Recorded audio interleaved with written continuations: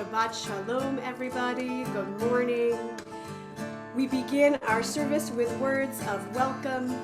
Hine ma tov u'manayim shevet achim gam yachad. How good it is that we are all here together on this day.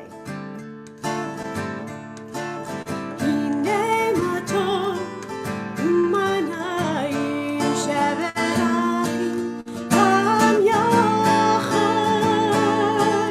Hine ma tov u'manayim shevet achim gam yachad. Let's do that again.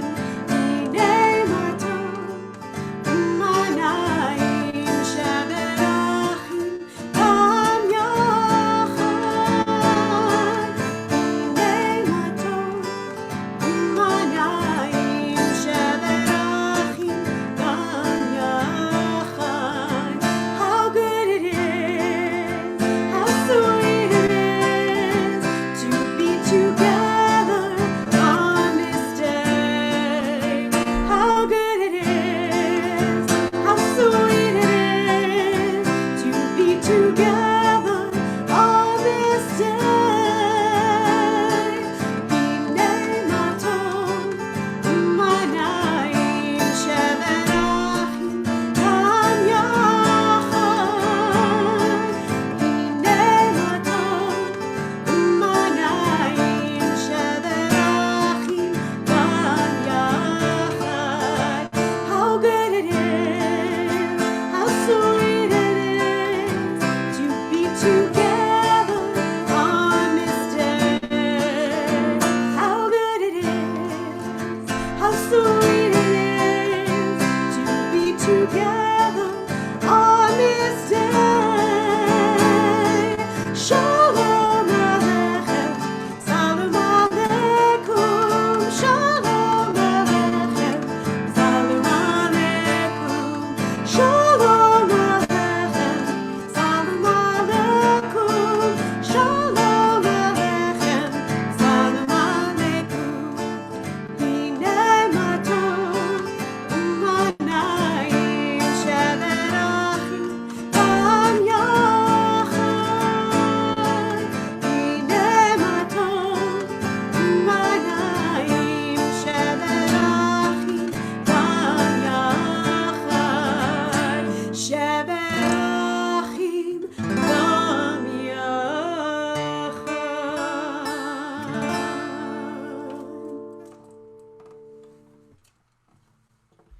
Shabbat Shalom, everyone. We hope you're having a good Shabbat so far and a good start to your weekend. It's a beautiful day outside, I think. I haven't really been out there.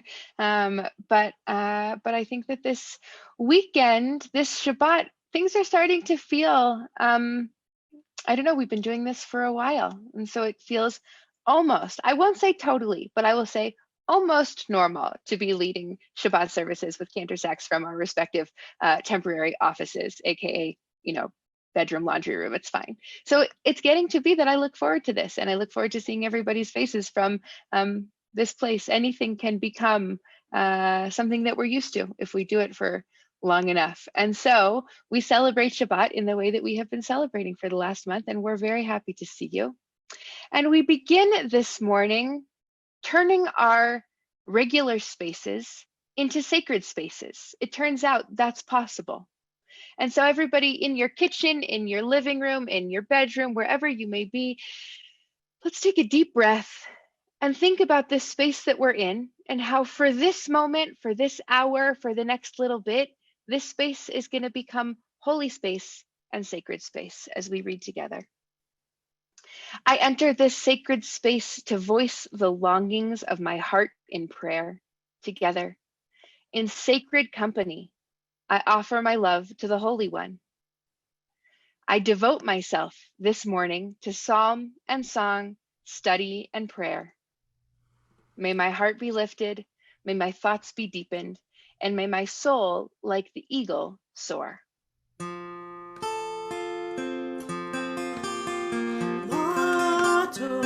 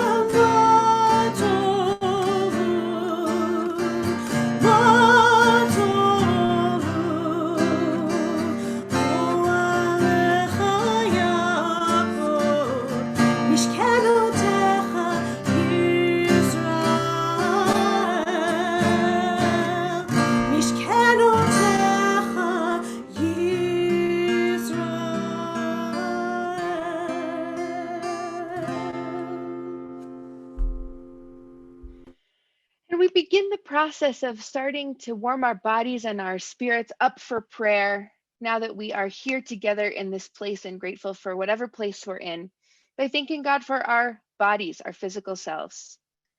My body is a mystery, so strong, so fragile.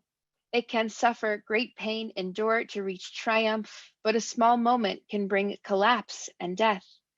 We read together, my body is a mystery, a gift of intricacy and beauty, powerful, endowed with the ability to take light and air and food and make them into energy and action.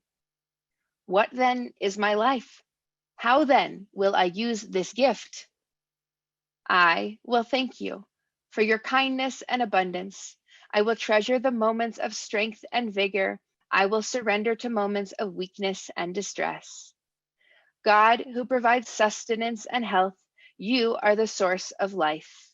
Baruch atah Adonai, rofeh basar umafli la'asot. Blessed are you, Adonai, who heals all flesh, working wondrously.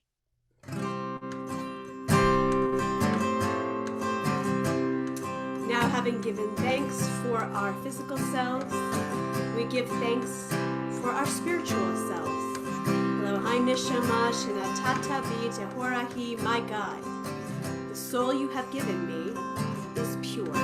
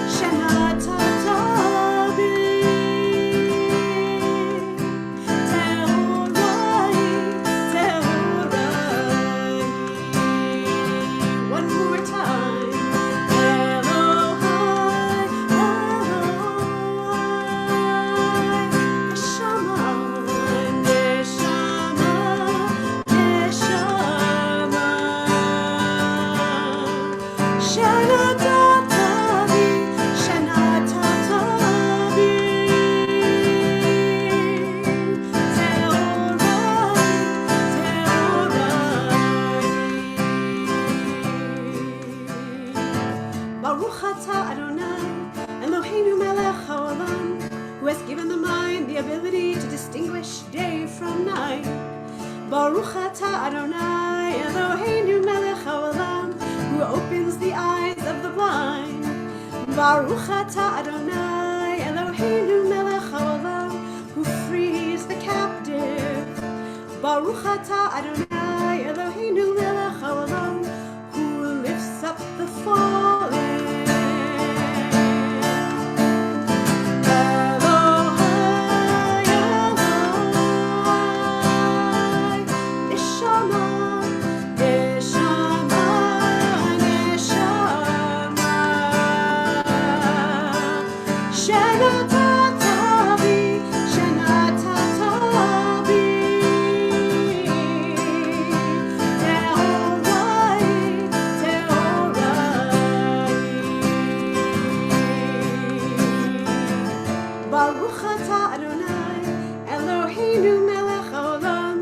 Stretches the earth over the water. Baruch atah Adonai Eloheinu melech haolam, who strengthens our steps. Baruch atah Adonai Eloheinu melech haolam, who clothes the naked. Baruch atah Adonai Eloheinu melech haolam, who gives strength to the weary. Baruch atah Adonai Eloheinu melech haolam, who removes sleep from the eyes, slumber from the eyelids. Elohai, Elohai, Neshama, Neshama, Shena Tatavi, Shena Tatavi.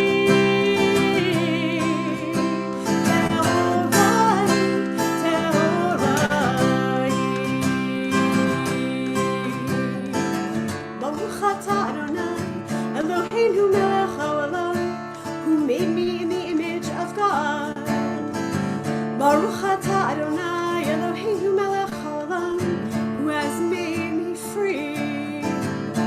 Baruch atah Adonai Eloheinu melech haolam, who has made me a Jew.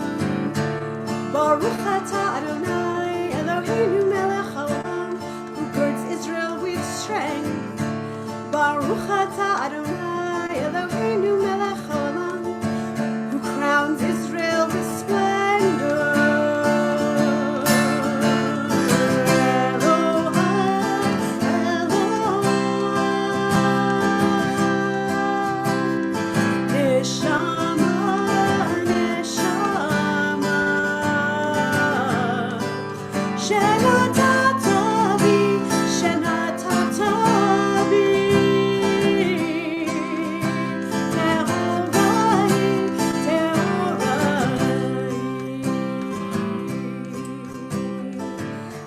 Take a moment this morning to give thanks for the blessings in our own lives. For what are we thankful on this Shabbat? For sunshine, for air, for computers that work reliably. But type into the comments, what are you thankful for on this Shabbat morning?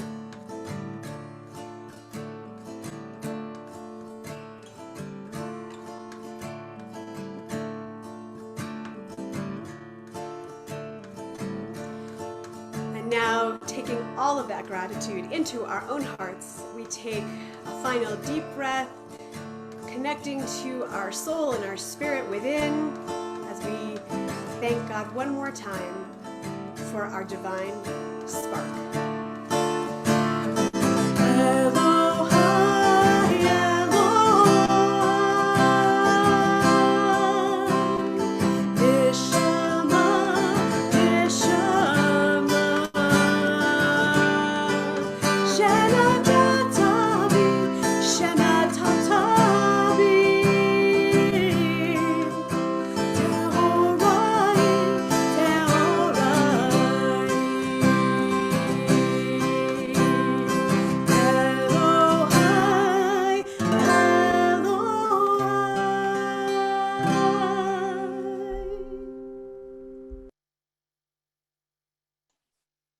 And so as we have thanked God for our bodies and for those spirits and for those little blessings of, there are not so little, of clothing and of waking up and of straightening our backs and our steps, we thank God now for our ability to learn and to process information and to understand things and to grow as intellectual beings. And so we begin by saying the blessing over our study of Torah. Join with me. Baruch atah Adonai Eloheinu melech haolam asher kidshanu b'mitzvotav v'tzivanu la'asok b'divrei Torah.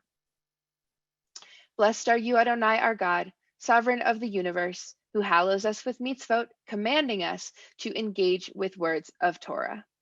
And as you probably know by now, we spend just a minute at this point doing a little bit of learning so that we can learn in the spirit of that blessing, and so that we can stretch our minds just a little bit. And so we're working our way through this book of Musar, a great book by Alan Marinus, Everyday Holy Day. And we're in the middle of the week about love. We're in the second day of love. And so teaching 2 for love. And it says, I'll read instead of Sharon because she's not here. She's on Facebook. When you love someone, don't love him according to your preferences and desires, but according to his preferences and desires. That's from Rabbeinu Yonah. So we're going to go back 1 second just to that. We go right back to that teaching for a second. And we're going to sit here because we're going to talk about this for a minute. There we are. This is one sentence, but there's so much in it. The idea that when you love someone, you should not love them according to your preferences and desires, but according to their preferences and desires. So sometimes when we read these Musar moments, I get stuck in the language, right? I understand the point of what people are saying, of what the rabbis are trying to teach us, but I get stuck in the phrasing of it. And this is one of those times, because I don't know that we can control how we love. I don't know that we can control when we love. We can control how we demonstrate that love. And so this is one of those, I want to write a letter to the editor back to, 1263 and say, Rabbeinu Yonah, our rabbi, Yonah, I think that we don't have a lot of control over love. It's one of those emotions that exists in us in a not always comfortable way that we have to process. But we do have control over how we demonstrate it. So I'm sure most of you have heard of love languages, right? That we demonstrate our love in different ways. And sometimes our demonstration of love is according to how we want to be loved, not according to how we want, according to how someone else wants love demonstrated to them. So I think that actually this is not a moment of teaching about love. I think, as most of these are, this is a moment of teaching about communication, or about listening, or watching, or noticing. What does it look like to notice how someone else responds to love, or how someone else responds to love being demonstrated? And so this love, I think, can be romantic. I think it can be friendship. I think it can be family. It can be parenting, right? That's usually my lens in these things, that when I demonstrate to my son what it means for me to love him, I'm teaching him how to demonstrate love to other people. And I notice, it's my job to notice what he responds to, right? Does he love to be snuggled and kissed and hugged? Does he love to be told that I love him? Does he love to be told that I'm proud of him? Does he love for me to buy him presents? Yes, he's a toddler, all of those things. But some of those things, you can see his little eyes light up. And so I think that this teaching is yes about love and yes about giving it, but also about watching it get received and figure out how we can communicate love in that way. And so now we are ready to move to our phrase and our practice so that we can read them together. Our phrase is love the one and love God's works. And our practice is seek opportunities to give gifts to those whom you want to love more. Gifts of money, fascinating, objects, time, caring, attention, and the like. I'll let you just sit with that and do with it what you want. It's a complicated one. Maybe don't start with money to those that you love. That's usually a pretty complicated and loaded relationship to build, but I'll just leave you with that. So with that, moment of learning, we are going to now read together our passage following our learning. O Adonai, our God, let the words of Torah be sweet in our mouths and the mouths of your people Israel, so that we, our descendants, and the descendants of all of your people Israel may know you by studying your Torah for its own sake. And we say the blessing, Baruch atah Adonai, hamelamed Torah la'amo Yisrael. Blessed are you, Adonai, who teaches Torah to your people Israel.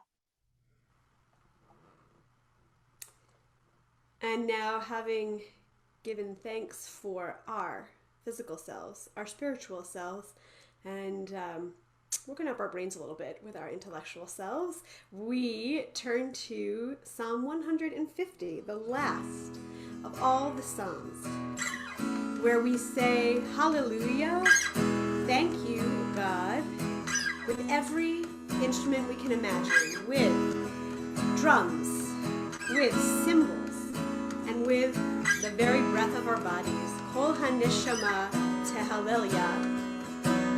Let every breath praise God.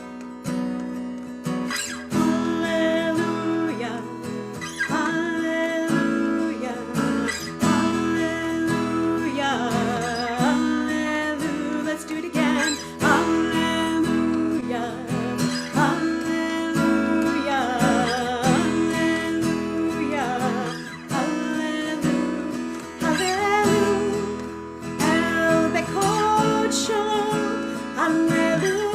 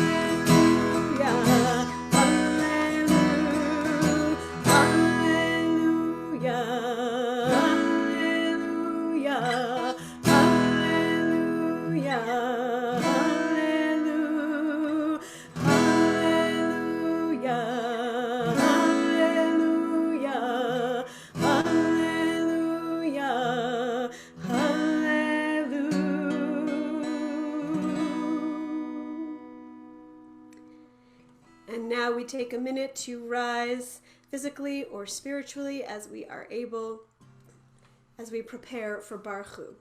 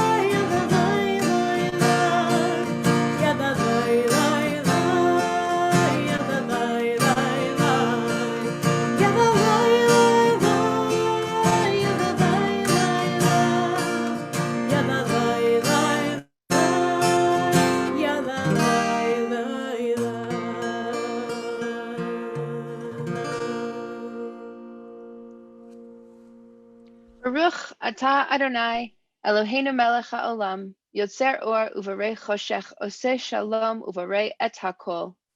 Praised are you, Adonai, our God, sovereign of the universe, creator of light and darkness, who makes peace and fashions all things. In mercy, you illumine the world and those who live upon it. In your goodness, you daily renew creation. How numerous are your works, Adonai! In wisdom, you formed them all, filling the earth with your creatures. Be praised, Adonai, our God, for the excellent work of your hands, for the lights you created. May they glorify you. Shine a new light upon Zion, that we all may swiftly merit its radiance. Praised are you, Adonai, creator of all heavenly lights. Baruch atah Adonai, yotzer hameorot. Love your neighbor as yourself, you said, and light blinded. We saw the inner and outer worlds are one, as you are one. You spoke and we wrote, we reached for you down the centuries, your light moving before us as we climbed, fell back, and climbed again, your Sinai of life. Baruch atah Adonai, habocher ba'amo Yisrael ba'ahava. Praised be you, Adonai, who chooses your people Israel in love.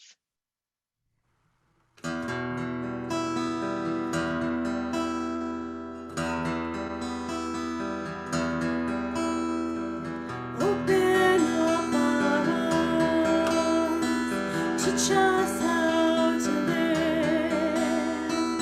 Fill our hearts with joy and all the love you have to give. Gather us in peace as you lead us to your name, and we will know that you are one. And we will know that you are one. Shema Yisrael, Adonai Eloheinu, Adonai Echad. Shema Yisrael, Adonai Eloheinu, Adonai Echad. Baruch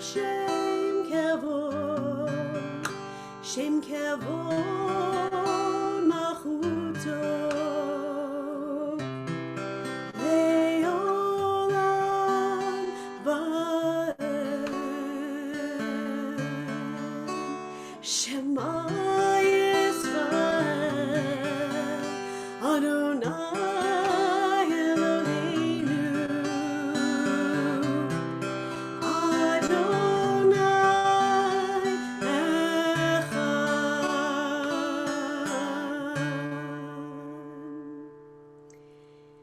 You may be seated, and we turn now to this interpretation of our Ve'ahavta prayer.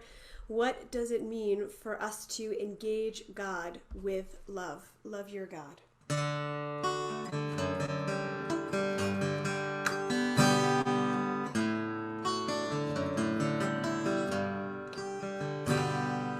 Love your God with all your heart, with all your strength, with all your soul.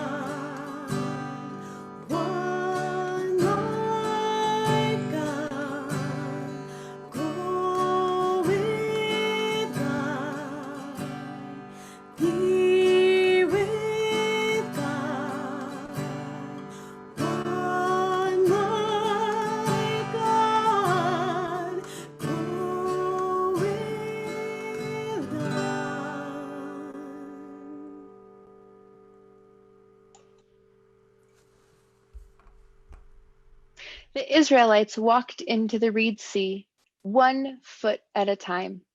What were they thinking about as the water rose up their legs, chilling their hearts, advancing toward their open mouths? We read together. We continue to walk here now, 1 foot at a time, on our better days forward. Alone, I cannot reach the far shore without drowning. Somehow, I don't go under. The person to my right holds me up. Something I cannot see holds him up. Blessed is the source of help, so often unexpected. I step forward. The sea is vast. Blessed are you, gracious one, for your miracles that greet us every day.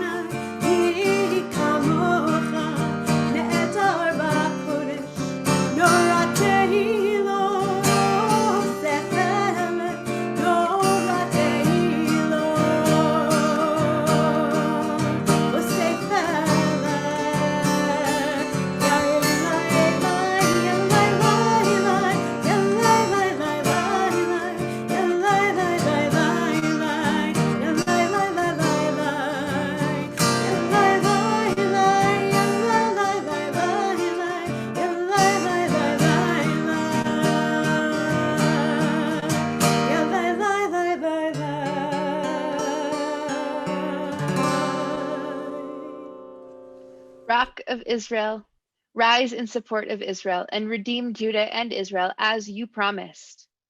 Our Redeemer, Adonai Tzevaot is your name. Blessed are you, Adonai, for redeeming Israel.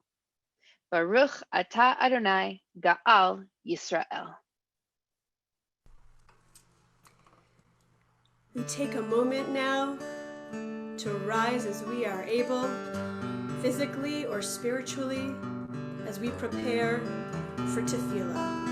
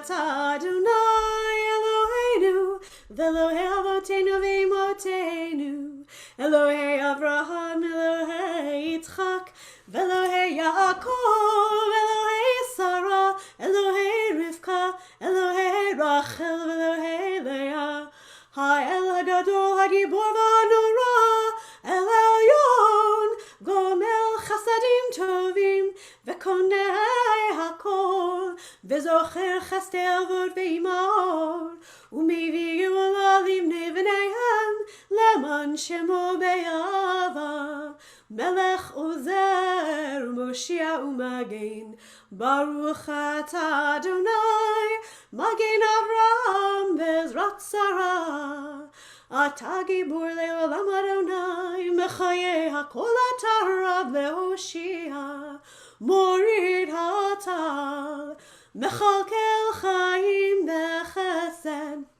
Mechaye HaKol Berachamim Rabim Somech Noflim Verofech Cholim Umatir Asurim Umekayem Emunato Lishanei Afar Michamocha Bal Gevurot Umido Melach Melech Meimir Umechaye Umatzmiach Yeshua V'ne'eman ata l'chayot hakol Baruch ata Adonai Mechaye hakol.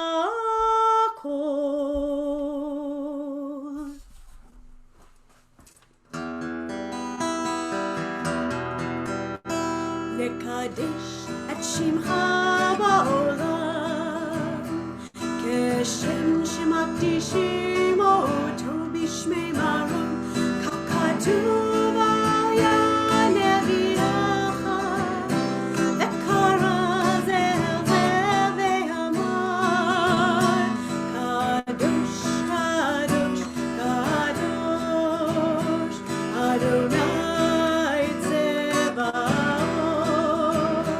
Meloch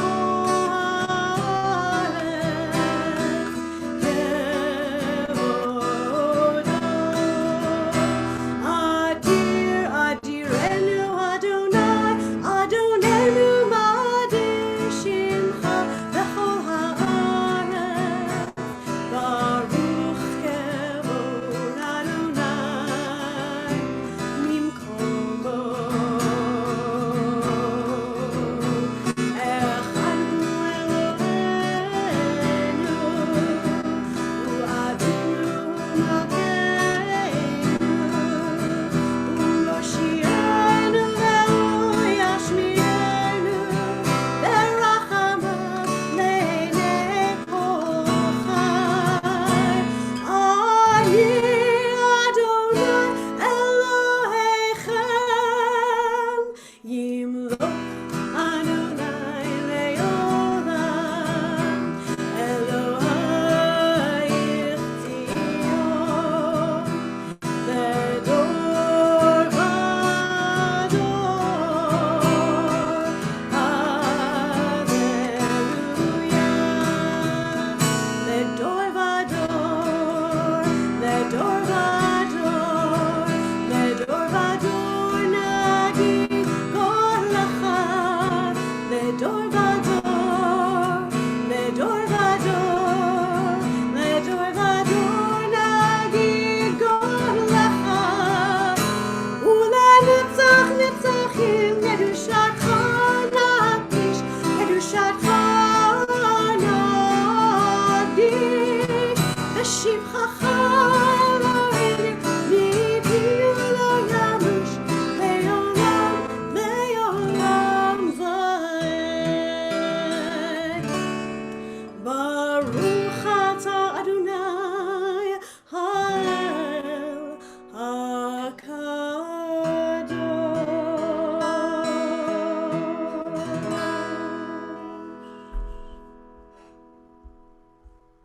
We take a moment now for silent prayer as we pray the prayers of our hearts.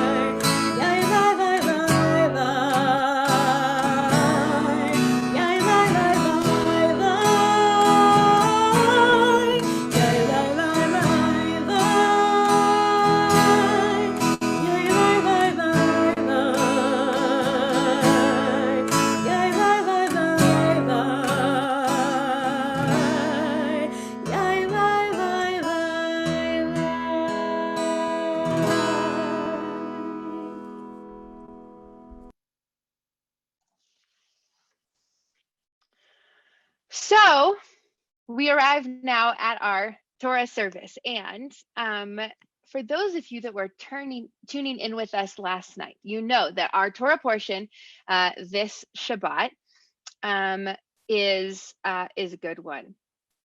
We are in Tazria Metzora. It's a double portion, and it's all about skin disease. What a gift at this moment to be deeply entrenched in Torah about rashes and emissions from your rashes and all kind. It's a interesting part of the Torah that there's a lot of us to learn there. And there's a lot for us to take out and to pull out of that piece of text that we have that really talks about skin. However, there's a couple of other things that happen during this Torah reading, one of which I actually find to be incredibly cool and moving. And that is that in this conversation about what happens when you get a skin affliction, or when something happens that throws you out of what we call the state of being tahor, which we translate often as pure, but that's it's not a great translation. It really means sort of ready or clean, something like that. And there's ready and there's unready, right? Tahor and tameh. Tameh is not ready, tahor is ready. And so if we're in a state of ready and we get thrown out of the state of readiness, we have to get back in it. That makes sense to us, right? And one of the ways that we do that is by going to the mikvah. Now, the mikvah is it's a ritual body of water that exists in every Jewish community. It's actually, we're going to talk a little bit about it. It's fascinating. You are required to have a mikveh in every community. And if you can't afford to have a mikveh and a synagogue, you're supposed to have a mikveh before the synagogue, which is really crazy. So what is this mikveh? So it is, like I said, it's a body of water that exists in a building that has to have a certain percentage of living water. We call that mayim chayim running through it. That's water that flows naturally. So from a rain source or from a hot spring or whatnot, it has to have a certain ratio of regular water to living water. And we go into the mikveh on all kinds of occasions, both sort of regular and big and transformative, in order to become ready, to purify, to put ourselves in a state where we are prepared for whatever needs to happen for us. Now, I will tell you, I'm a little bit biased right now because I just got involved in a project in East Denver where we're building a community mikveh. So it's really cool. And I'm really excited. And I think we're going to do probably a little bit of learning about mikveh and about how it can be relevant in our lives at a later date. But for now, let's go back to this idea of mikveh. A few weeks ago, it was Shabbat Hagadol, which was the Shabbat before Passover. And we were talking about how it's called Shabbat Hagadol because the Haftorah that we read from the book of prophets talks about waiting for this great day. And the word for waiting, we talked about all these words for waiting. And one of those words is yikaveh, to wait or to anticipate. So we're not unfamiliar. Mikveh, yikaveh, that's the same word. We're not unfamiliar with this concept if you've been hanging around with me. Now, the first time we see this word is in Genesis. This might be a recap for some of you. The first time we see this word is in Genesis, first chapter, verse 9, very beginning of the Torah. God says, let the waters beneath the sky be gathered in one place. Gathered is yikavu. And then in the next verse, we read the actual word mikveh. It says, Vayikra Adonai leyabasha eretz, and God called the dry land, ulemikveh hamayim, and the gathered waters, kara yamim, God called the seas. And so we know that it means to gather, and that the first time it's used to talk about gathering water. So recap, if we're not ready, if we're not in a state of readiness for spirituality or for holiness, we have to do something to prepare ourselves. We can't just live in this unready state. And we're commanded to build a mikveh, to have this water that we can immerse in, that we can put our bodies in, that will help us to get ready. And the water is called a mikveh, and it means the gathering of the waters, but it might also mean some other things, like the idea of waiting. So here's an interesting fact about the mikveh. When we talk about this living water that it has to have, it actually turns out that that water doesn't need to be liquid. What? What I mean is that actually water, the living water in its frozen state, ice, will again become living water. And so we're allowed to, according to some sources of Jewish law, collect ice that will become living water. So the ice is still helpful in making the mikveh full of water. And it turns out that in the Mishnah, it teaches us that we can even use snow, hail, frost, ice, salt, or mud that is so watery that it's pourable. You have to like take the dirt out. You can't just put the mud in the mikveh, but you can use mud. And so it's really interesting. All of these things can be considered living water, including ice. So nobody wants to go in the mikveh if it's full of ice because it would be very cold. And that sounds terrible. But the word for ice in Hebrew is kerach, which is a really important word to know if as an American you ever go to Israel, because your water will not be served with kerach and you will be drinking lukewarm water unless you ask for kerach. So if you're going to Israel, you should know how to ask for ice because us Americans are very spoiled and we like our water cold. Pro tip for you. But the word in Hebrew is kerach for ice. And interesting, the word for, there's another meaning for that word in the word kerach in Hebrew, it means bald. So relevant also right now because so many people have shaved their heads in the last couple of weeks because they can't get haircuts. But also kind of interesting, what's the connection here between ice and baldness? And so the rabbis teach us that the words come from the same place because they have the same meaning. They are smooth. Ice is smooth. It's very, there's nothing to hold on to. There's nothing to grab onto. And bald is the same. If you have no hair, you can't grab your head or hold on to anything. And so it's about the texture. It's about the smoothness. So what's the point of all of this? Because you know how much I like to teach you about words, but now we just have a bunch of words that are floating around.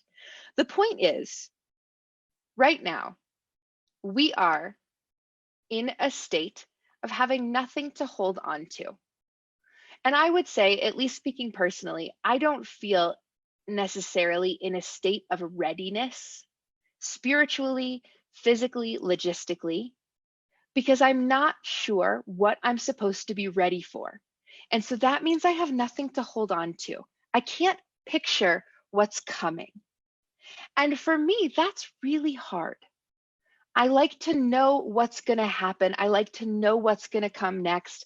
Anybody at Temple can tell you I have a very color-coded calendar that is weeks and weeks ahead of where I am, that's already planned out. And so right now, I don't know what to hold on to because I don't know what to be ready for. But it turns out that even though we use the mikveh Jewishly for the purpose of purifying, especially in this parsha after we have some sort of questionable events, a rash or weird contact with the dead or some sort of weird sexual encounter, things like that, we use the mikveh to purify us after that. The mikveh is actually not about the past. It has nothing to do with what happened. Well, it has lots to do with what happened, but it's almost entirely about preparing for the future. We don't erase our past. We don't ignore it. We don't shove it aside, but we focus on what's coming, on what's in the future. And so all of these words, mikveh, gathering, tikva, hope, yikaveh, that we're waiting, all of those words are about being here, being now, and being a little frozen. We are living water that will be living when we melt. But at the moment, we're kind of frozen. And so just like that mikvah, where the purpose is to prepare ourselves to move from the past to the future, you can't do that immersion into that block of ice, even though the water will be living again soon. And so here we are with nothing to grab onto. That ice doesn't give us a hold. The water's not flowing. And so we're suspended in this moment. And with all the news that we see about orders being lifted and orders being extended, we're sort of in limbo. We're not really sure when things are going to change or what they're going to look like. But we have all of the pieces we need when we think about what it means to gather those waters together. We have the ingredients, we have the hope, we have the patience, we have the anticipation, we have kav in Aramaic from tikva means strength or to be strong. And the Akkadian root of mikvah is ku'u, which means to wait for. But it talks about stretching, underscoring the tension of enduring or waiting. And so here we are in this, frozen in our block of ice in the middle of the mikvah, which will take us to the next piece of our puzzle. And yet we're not ready for it because we're still frozen. But we're all here together, gathered like the waters. And eventually, someday, hopefully soon, those waters will melt and become living waters again that are ready to purify us. And Shabbat Shalom. And so today we have an extra special treat for our Torah reading. As you guys have probably picked up on a lot of our Shabbat services, we're honoring those bar and bat mitzvah students who are not able to celebrate their bar and bat mitzvah yet, or who have chosen to take a break, or just for a million circumstances, making different choices. And today we are going to celebrate something very exciting, which is that Andrew Eber, who this was his original bar mitzvah date, and he's not technically celebrating his bar mitzvah today. He is going to celebrate at a later date, and yet he has learned this Torah reading and has offered to read Torah for us. And so we are so excited to hear him read. We also have his parents, Julie and Michael, who are going to say the blessing over his Torah reading this morning. And we're going to hear a Torah translation from our brand new board member, Lee Erickson. And so this is going to be a really beautiful and exciting couple of minutes that you are going to participate in too, as we say the blessing over the Torah. Baruch Hu et Adonai Hamvorach, Baruch Adonai Hamvorach Le'olam Va'ed, Baruch Adonai Hamvorach Le'olam Va'ed, Baruch Atah Adonai Eloheinu Melech HaOlam, Asher Bachar Banu Mikol Ha'amim, V'na'atan lanu et Torato, Baruch Atah Adonai Noten HaTorah.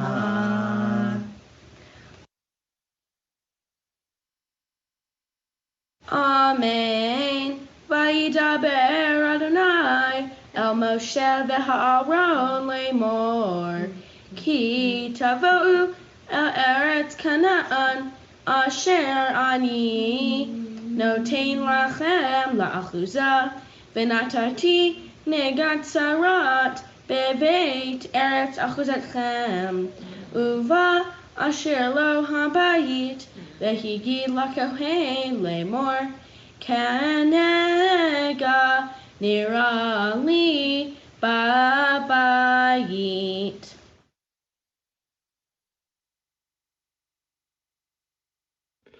The Eternal One spoke to Moses and Aaron, saying, "When you enter the land of Canaan that I give you as a possession, and I inflict an eruptive plague upon a house in the land you possess, the owner of the house shall come and tell the priest, saying, 'Something like a plague has appeared upon my house.'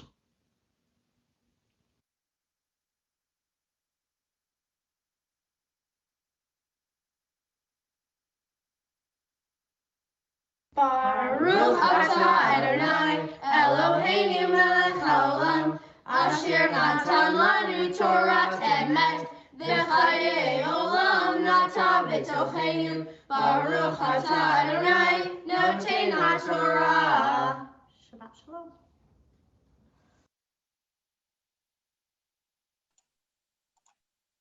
That was amazing. What an exciting drop in for the closing blessing. That was really fun.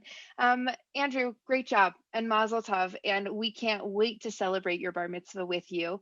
And thanks to the Cohen family for a quick closing blessing there. It was like that was like a Torah blessing photo bomb. We loved that. And thanks to Lee for your translation, and for everybody for participating in this Torah reading. It's so nice to see everybody's faces.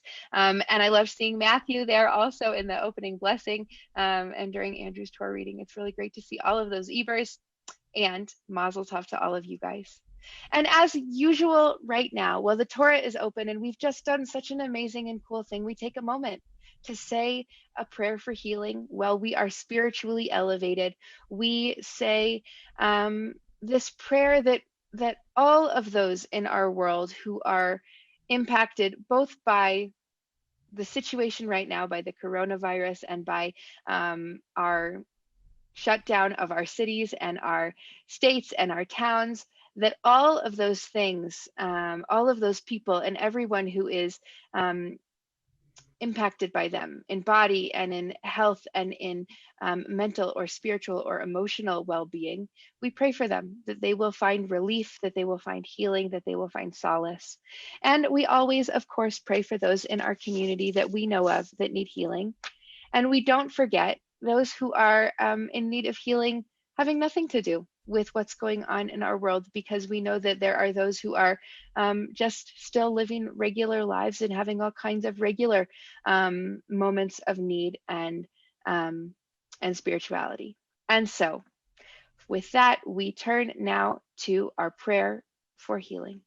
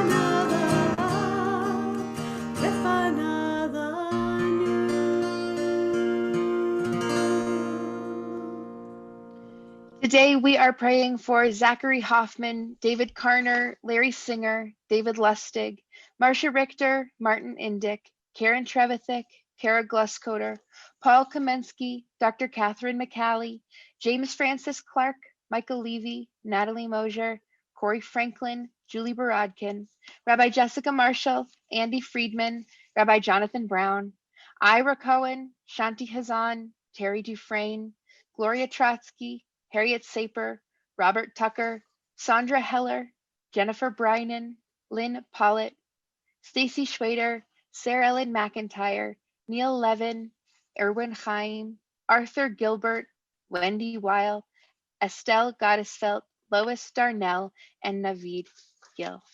And I invite you now, if there are any other names that you are thinking of or that people you know in your life that you would like to say the Misha Beirach for, say them out loud, say them in your heart, type them into the comments box so that we can all pray for their healing with you.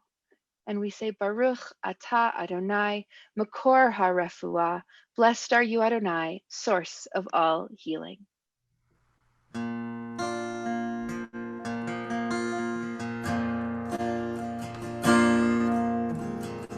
Thank you for all these blessings throughout our days and nights. We celebrate the journey, the precious gift of life.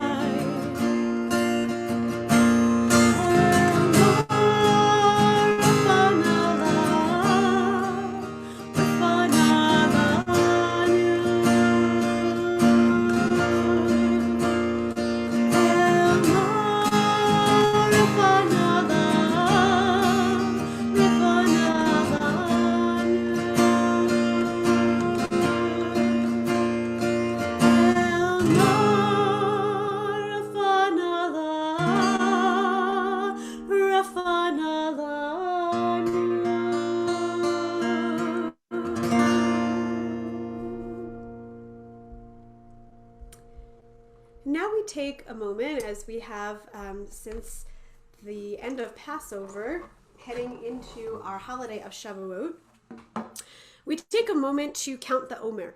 And for those of you joining us for the first time today or recently, Omer, what the Omer is, as you can see on the screen, is the beautiful, beautiful wheat. I think, I'm not exactly sure what grain it is, because that is not my specialty. But we count toward the harvest between Passover and Shavuot, 7 weeks, as we count towards the full harvest headed into summer. But in our Jewish tradition, we overlay that, as we often do, with a spiritual meaning, meaning filled with spiritual journey. And so what do we count? We count from our redemption at Passover toward revelation at Sinai, and that on the holiday of Shavuot, we will celebrate the gift of the 10 Commandments. So we do that by teaching and learning each week. We are on day 16 of our Omer, and we are going to be sharing teachings from a book by Rabbi Karen Cantor, which is called Omer Accounting. And so here is our teaching for day 16. Anger and tenderness, my selves, and now I can believe they breathe in me as angels, not polarities. Anger and tenderness. The spider's genius to spin and weave in the same action from her own body anywhere, even from a broken web. And that is from Integrity by Adrienne Rich, which is a piece from A Wild Patience Has Taken Me This Far. So what does this mean? What does Rabbi Cantor teach us? Rabbi Cantor says, be aware of fear. If it warns you of danger, take heed. Don't second guess yourself. But if it lives silently in your heart as a part of who you have become, it may lead you astray. In the world of the spirit, the opposite of love is not hate, but rather it is fear. Fear of what? That love, abundant and free-flowing, is somehow remote, far, and inaccessible. So here are the rules. Do not permit your perceptions of what is true to be based on a habit of fearful impulses. Do not speak if there is fear in your heart. Your words will lack clarity and precision. They will not be wise, nor will they be compassionate. Better to keep silent. And do not allow your strategies, actions, or plans to be driven by fearful assumptions. So as we often talk about with our text, this text was not written for this moment. Rather, we bring this moment to this text. And how is it going to teach us in this moment in which we live? Well, this text, I think, actually very fortuitously brings together a lot of the themes that we have been discussing around Tizria Mitzora, the portion, and even our Musar teaching this morning around the idea of love and how we balance that together. And so just for a minute, I think part of what we are all struggling with so much in this time is when to trust which part of ourselves, when to trust the fear. It's okay in this moment to lean into the fear in order to create caution and protection for ourselves. That is healthy. That is what makes us safe as human beings. And yet, where do we find the moment to shape that impulse into love for others as well? That it is not just about fear driving us to protect ourselves, but rather combining that and mixing that with a sense of love of protecting other people as well. And so we say our bracha for Sfirat HaOmer, Baruch Ata Adonai Eloheinu melech haolam, asher kidshanu b'mitzvotav v'tzivanu al Sfirat HaOmer, which means, blessed are you, Adonai, our God, sovereign of the universe, who has sanctified us with your commandments and commanded us to count the Omer. So what day is it? It is Hayom Shisha Asar Yom Shehem Shnei Shavuot U'Shnei Yamim LaOmer. Today is 16 days, which is 2 weeks and 2 days of the Omer. And now we move toward the conclusion of our service as we continue with Aleinu and we rise spiritually or physically as we move into our end. Aleinu leshabeach ladon hakol, latet gedula leotzer breshit, shelo asanu kegoye haratzot, velo samanu kemishpachot ha'adama, shelo sam chelkeinu kahem, vegor aleinu kechol hamonam, va'anachnu korim, ומשתחווים ומודים לפני מלך מלכי המלכים הקדוש ברוך הוא. ונאמר והיה אדוני למלך על כל הארץ ביום ההוא יהיה אדוני אחד ושמו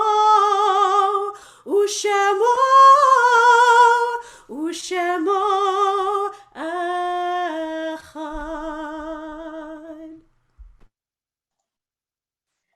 We take a moment for memory now, as we always do at this point, and we think of all of those who we have lost in the last week, those who we have lost in times even further back than that, and whose memories stay with us and keep us company as we navigate this strange world. And so as we read together this list of those names, we invite you also to add, as always, any names that you're thinking of in that comments box right there, so that we can all remember together. For that is the purpose of, and the beauty of reading these together, is that then we all hold the names and we don't just have those memories rest with each of us individually. And so we're thinking now of those who we have lost in the last week: Selma Cohen, Genevieve Feingold, and Donald Spiegelman. We're thinking of those who we have lost in the last month: Norma Bracci Hoza, Eleanor Judd, Hildegard Hildy Kynes Goodman, Michael May, Rachel Pollack, Richard Schultz, Miriam Weinberger, and Irene Zabitz. And those on our Kaddish list for whom their yahrzeit is observed this Shabbat, the anniversary of their passing in a year long before: Joanna Alexander, Jean A. Arkin, Ben Barnes, Ben Belstock, Hyman Burland, Sandra Bernstein, Charles M. Borwick, Mildred R. Bogdanowitz, Ethel Cindy Cohn, Willie Echt, Ethel S. Friedman, John J. Feinsilver, Jules T. Fink, Marilyn D. Friedlob, Robert Allen Gilbert, Dr. Joseph L. Glazer, Abe Goldberg, Harry E. Goldstein, Ellen Sue Goodman, Ruth Garber Goodman, Adele K. Gross, Jacob S. Gross, Rebecca Guzovsky, Seymour Mitchard Heller, Albert Israel, Rosemary Joseph, Hirsch J. Katz, Maurice Kaufman, Rosalind L. Kaiser, Anita K. Kurzinger, David S. Lehman, Minnie J. Lehman, Matilda S. Levy, Harriet Ruler Lewin, Robert Allen Melnick, Wilmore Meyer, Bess E. Miller, Marie S. Patterson, Theodore Philippi, Jack B. Posner, Sam Reinstein, Luis M. Rosenbaum, Amos Rosenblum, Ira C. Rothgerber, Raina Grunsfeld Rothgerber, Samuel H. Schaefer, Abraham Schlesinger, Paula Schoenwald, David Seiden, Alice Shefflin, Sarah M. Silverberg, Ruth L. Silverman, Ray Jacob Stark, Joseph Weisberg, Harry D. Weissenberger, Helen Werbner, Lori Marsha Wolf, Meyer Wolfson, Daniel F. Junker, Eugene Louis Zeitlin, Joseph Zarobnik, and Samuel R. Zwetow. And we add to that list, of course, 10 of those names of the community from Kolín in the former Czechoslovakia who perished during World War II and for whom our finer chapel is dedicated. Frantiska Eisnerova, Irvin Engel, Leo Engel, Otto Engel, Eva Englova, Olga Englova, Regina Englova, Pavel Fontel, Thomas Fontel, and Marie Fontlova. And so it is for them and all others who we are remembering today, those whose names you have added and those who perhaps don't have anyone to say Kaddish for them, that we join together now in our ancient words of mourning and recite the mourner's Kaddish. Yitgadal v'yitgarash shemei rabbah, be'alma divra chirutei v'yamlich malchutei, b'chayechon uvyomechon uv'chayei dechol beit Yisrael, Ba'agala uvizman kariv v'yimru amen. Yehe shmei rabba mevorach leolam ulealmei amaya. Yitbarach v'yishtabach v'yitpa'ar v'yitromam v'yitnaseh v'yitadar v'yitaleh v'yitalal shemei dekudesha brichu le'ela min kol birchata v'shirata tushbechata v'nechemata da'amiran be'alma v'yimru amen. Yehe shlama rabba min shemaya V'chayim aleinu v'al kol Yisrael v'yimru amen. Oseh shalom b'mromav, hu ya'aseh shalom, aleinu v'al kol Yisrael v'yimru amen. May the source of peace send peace to all who mourn and comfort to all who are bereaved, and let us say together, amen.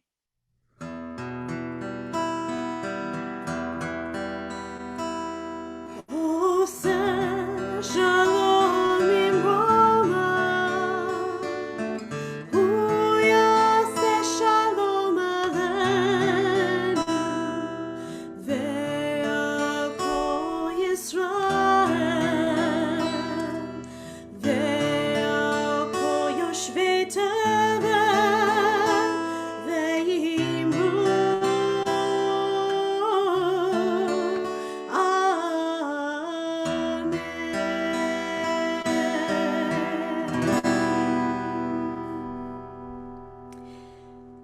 So we just take a moment now to come to announcements for our community, for our congregation.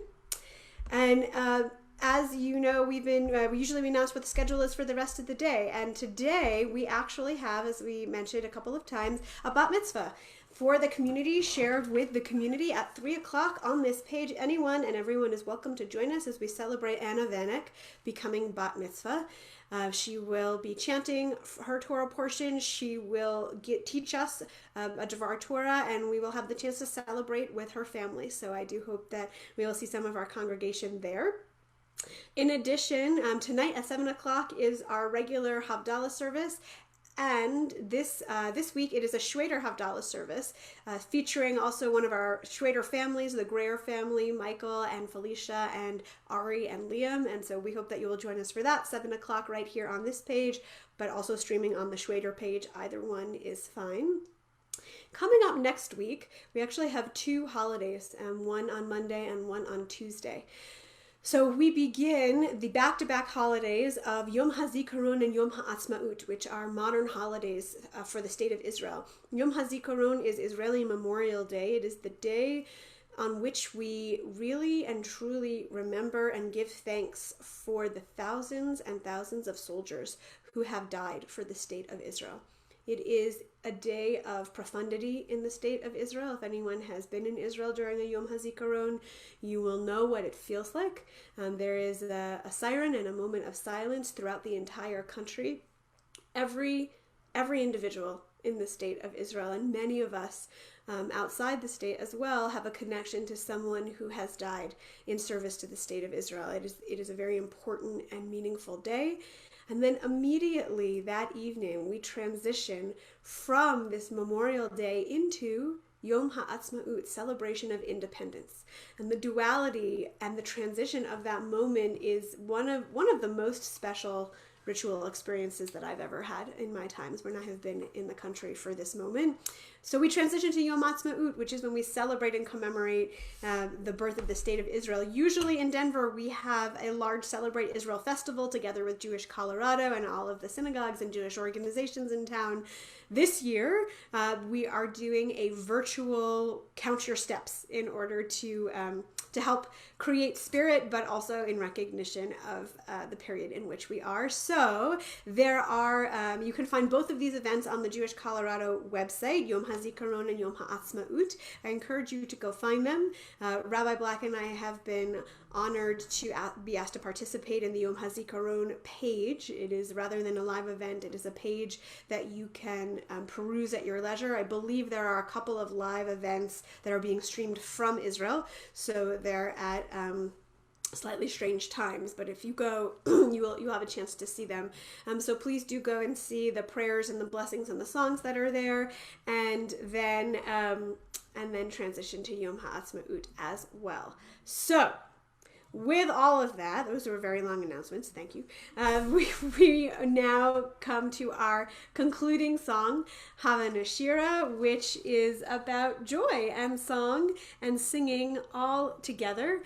And we really look forward to being with you and celebrating with you at many of our upcoming events.